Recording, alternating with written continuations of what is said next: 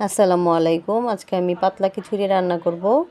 আর এখানে আমি ডাল চাল একসাথে ধুয়ে তারপর পানিতে বসিয়ে দিয়েছি। আর এখানে আমি গাছ থেকে পেঁপে কেটে আলু কেটে নিয়েছি।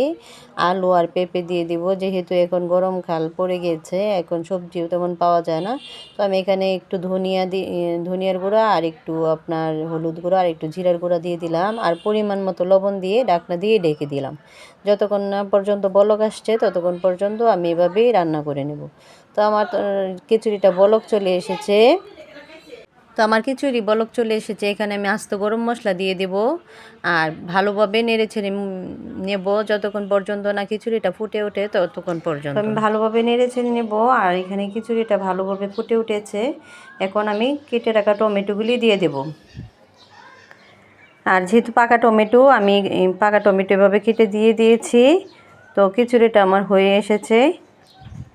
এখন আমি কয়েকটা কাঁচামরিচ ফালি করে দিয়ে দেব। আর এই কাঁচামরিচ ফালি করে দেওয়াতে এটার ফ্লেভারটা খুবই মজাদার হবে আর অনেক ভালো লাগবে। এখন আমি তেলানি দেওয়ার জন্য একটি কড়াইয়ে তেল দিয়ে দিলাম। এখানে আমি পেঁয়াজ কুচি দিয়ে দেব।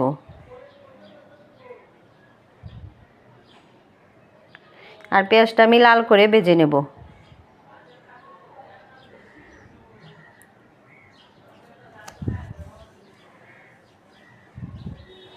তো পেঁয়াজটা লাল হয়ে গেছে। এখন লাল পেঁয়াজ আমি খিচুড়ির উপর ঢেলে দেব।